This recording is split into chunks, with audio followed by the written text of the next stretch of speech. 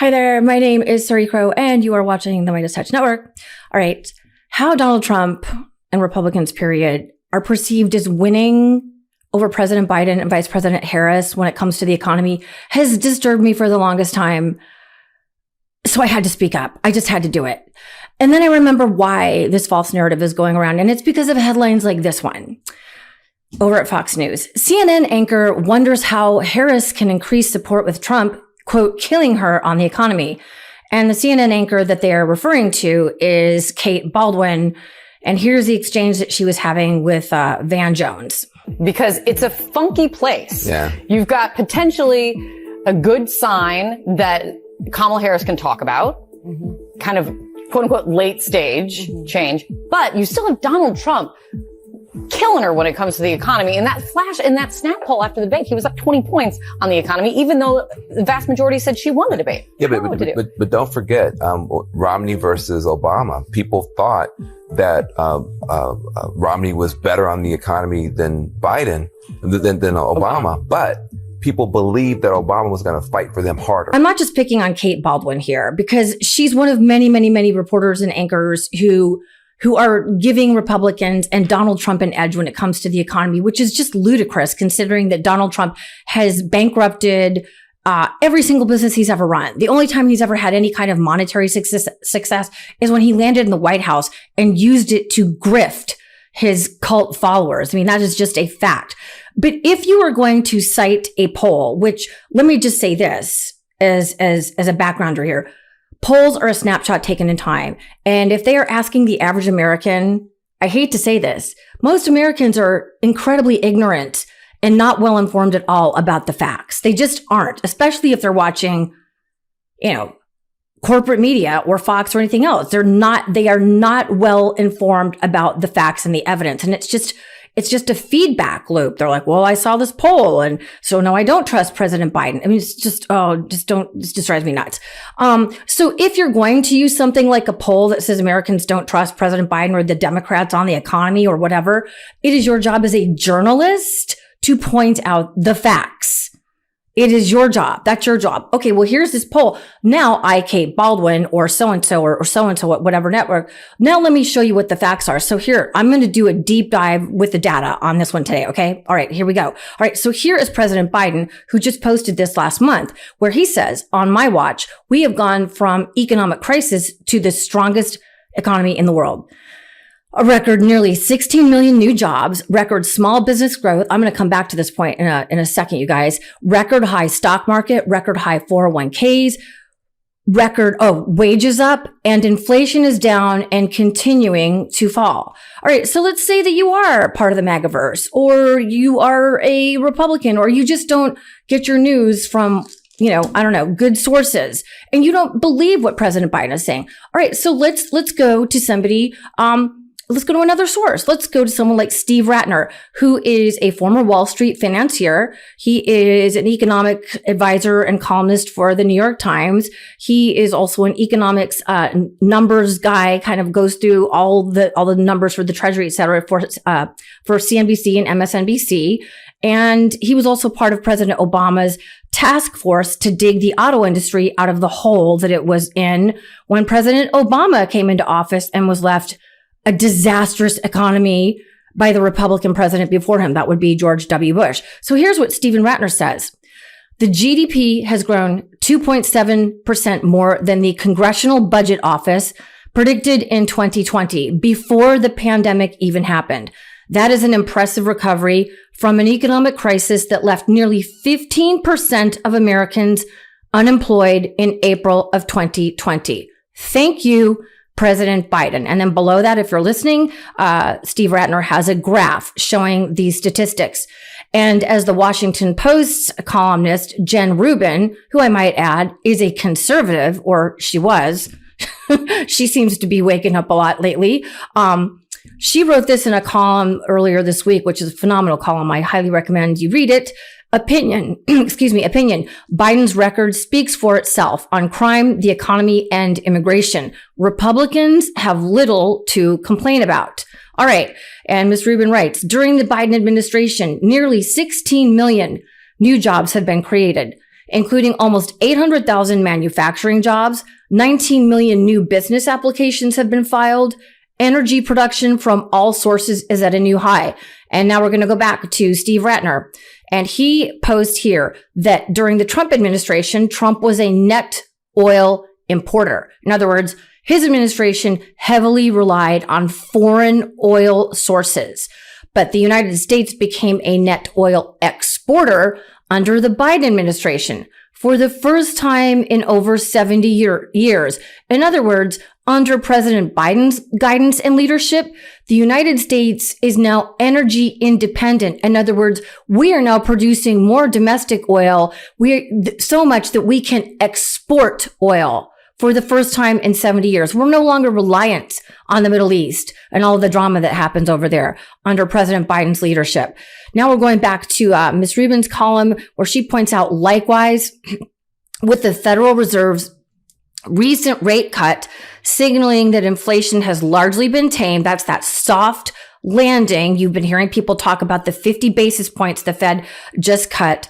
President Biden can accurately boast that the United States economy leads the world. There's the receipt, ladies and gentlemen, right there. So what President Biden posted is fact. He's not lying. He's telling the truth. Inflation has come back down close to its level just before the pandemic, while we have maintained the lowest average unemployment of any administration in over 50 years, and the real GDP has grown by 2.9% per year on average. December 2020, employment declined. Since then, however, employment has expanded for 43 months in a row. This, according to National Economic Advisor Lael Brainerd. And he goes on to say, consumers have remained resilient. Small business creation has reached record highs. Remember I said I was going to come back to that, y'all? Well, the reason that's important is because we don't want large corporations running America. We, you and me, we should have a stake in America's economy. So when small businesses are skyrocketing and reaching record highs, that's good for us. That is good to know that mom and pops and, sister brother stores, whatever, that they are now back in business too and reaching record highs. Thank you, Biden-Harris administration. Yes, let's go. And here's another key point. Incomes have risen by more than prices for median American households. This is such an important point because I see this all day long in the MAGAverse. People saying, oh, I can't afford anything. Prices are so high. Inflation is crazy. Inflation was crazy when Trump was in office because he completely bungled the COVID response. That's all on him. He screwed that up. Right? So we did have an inflation issue. And then after that, then we had corporate, greedflation. They kept saying, supply chain demand and inflation, when really it was them just jacking up prices. And we, the American public, we didn't know any better. So the real truth here is that wages have continued to climb. I know, not high enough. And you want to know what? Republicans are the ones who have for decades refused to raise the federal minimum wage, which is $7.25. You tell me how anyone can live on that. $15 an hour is not enough to live on. I know that because I was working for the public school system here in Virginia. You can't live on that. Yes, wages need to go up by a lot, but you can't pin that on the Democrats, and wages are coming up. Okay. So, and inflation is down. So when I hear that or see that on X or wherever, let's just hogwash. And it's just a feedback loop that is categorically false. So wages are coming up, and that's good news. And things need to continue to improve. And that's why we want to stick with the Biden-Harris administration. All right. So speaking of the lies and the feedback loop, watching Fox Business report the stock market record highs on the daily, particularly Stuart Varney and Maria Bartiromo. Oh my God, she's my favorite. Literally, she chokes out reading the daily NASDAQ highs, the Dow, etc. The S&P has become one of my new favorite hobbies. Check it out. Before the market opens, and as you can see on the left-hand side of your screen, the futures are indicating a very positive open this morning. We have a big stimulus program, again, a second one actually, coming out of China this morning. Europe is up Asian stocks are up, and now Wall Street is about to open higher as well. China's doing a lot of hard work here for us. The Dow Industrials have opened. We're off and running, and the Dow is up 238 points. Given we're in record territory, the Dow and the S&P 500 closing in uncharted territory yesterday, with the Dow seeing its 31st record close of the year at 42,208 at 4 o'clock on Wall Street. That was up 83 points. The S&P 500 recording its 41st record close of the year, sitting at 5732 right now on the S&P. That's up 15 yesterday. And the NASDAQ was up 100 points at 4 o'clock on Wall Street. Another rally yesterday. As Federal Reserve. I mean, I don't know if you caught that, but they're giving China credit for the record highs here. Like the S&P, the Dow, the NASDAQ. They're like, oh, it's China. Like, thank you, China. Like they're thanking the the Communist Party of China. I can't even talk right now. Like they would rather give autocrats credit for the booming U.S. economy than the nation that they are citizens in. Like, that's insane. That just shows you how lost and how un-American Fox truly is. Like, it's really disgusting to me. And just, yeah, I mean, it's funny to see Maria Bartiromo. She can hardly handle it. It's like, oh, I'm like, are you okay? But let's go back to the outstanding success of the Biden-Harris administration, shall we? All right, back into Jen Rubin's column. I told you I'm going to have data because I want to prove my point here. I'm coming with receipts. Consider how the Inflation Reduction Act has transformed the economy.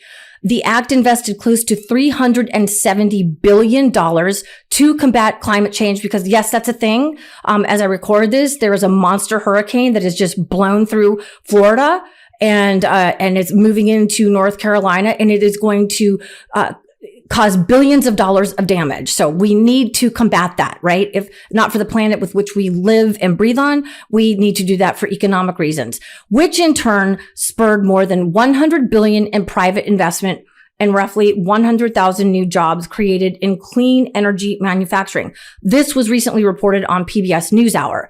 Together, the Inflation Reduction Act and its companion bill, which was the CHIPS Act. Remember how there was a major microchip shortage because we, again, were reliant on China for microchip production. That was a whole crisis years back. So President Biden said, hey, we're going to invest in domestic microchip production. So he and the Democrats tied that in to the Inflation Reduction Act and said, we're going to invest federal dollars to make microchips here in the U.S. And what that did is it triggered private industry. This is me, sorry, I'm giving you a little background into this article, so that they would now invest in domestic manufacturing. So that offered more than $400 billion in funds focused on jumpstarting the manufacturing industry, reducing emissions, good for the earth, and providing cleaner electricity to the economy.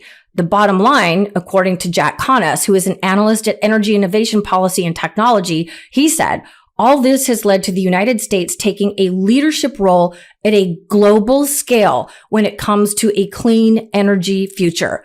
So President Biden's choice in enlisting the private sector paid off handsomely. When moving forward, away from coal, away from big oil. Yes, I know he's producing more oil under his leadership, but also moving forward because we have to.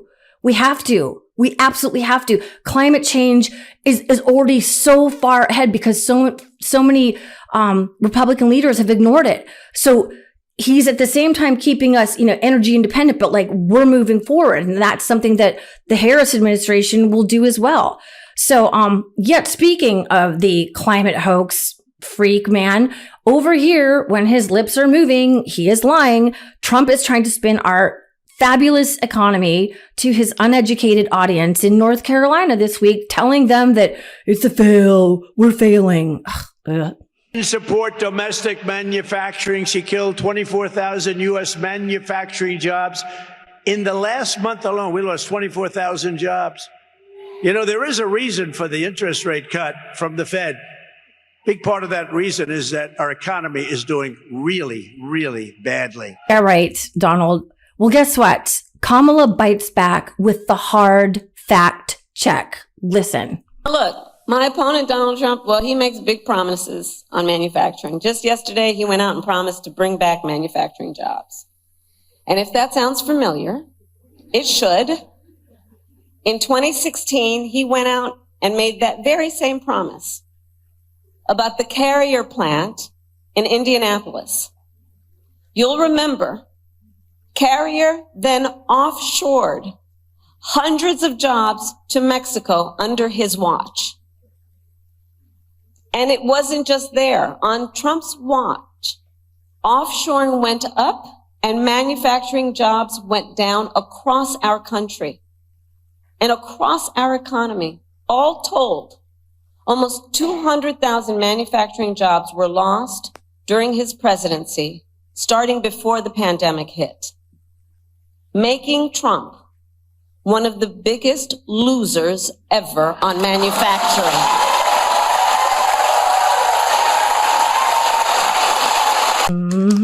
Receipts, anyone? Kamala's got them. You know, it just kills me how people underestimate her. She is a badass prosecutor. Misogyny, anyone? You know, people underestimated President Biden too. You know, I saw him on The View earlier this week, like the best interview. He's delightful. And he was even joking, you know, I'm a straight white guy. I love to eat chocolate chip cookies and I love ice cream. And people over at Fox, they think that's weak. Weak much? Look what he has done for our country in less than 4 years. He is a G. He is full-blown gangsta. And, you know, you can just see it in Kamala Harris's face, too. Yes, she laughs and she's joyful, but she also knows what the hell she's doing. She does. And, you know, she brings the receipts and they can't stand that about her. Yeah, it's just, I'm very impressed. And, I am tired of the corporate media and these stupid polls taking credit or giving credit to Republicans that is not theirs to take. The Republicans have been historically terrible on the economy, except for the wealthiest of people. And that started with Reagan, with the trickle-down economic theory that never ever worked for the rest of us. It never did. It created a wealth inequality gap that has created monsters like Elon Musk, who is on his way to becoming a trillionaire. Can you imagine? That's disgusting. A trillionaire. It's just so gross. And, you know, we don't have a fair spread of wealth and we need to reallocate wealth. Yes, you can be rich, but if we have people who can't afford to pay rent and put groceries on the table, it's just an inequality thing that really has been created and propagated by Republicans who continue to give massive tax breaks to the wealthiest. And you want to know who's paying for those tax breaks? We are. And that's just some bull. Really is. And I'm tired of this narrative that they're so great for the economy. They're not. And the people who are voting for them are voting against their own self-interest. And I think that's what makes me so sad is these poor people who are sending money to the billionaires, to Trump. And it's really unfortunate they're being so badly lied to by Fox and others as well. So, and you want to know who was reminding us of the incredibly bad track record that Republicans have when it comes to job creation and the economy? It was President Clinton at the DNC this summer. Check it out. You're going to have a hard time believing this, but so help me, I triple checked it. Since the end of the Cold War in 1989, America has created about 51 million new jobs. I swear I checked this 3 times. Even I couldn't believe it. What's the score? Democrats 50, Republicans 1.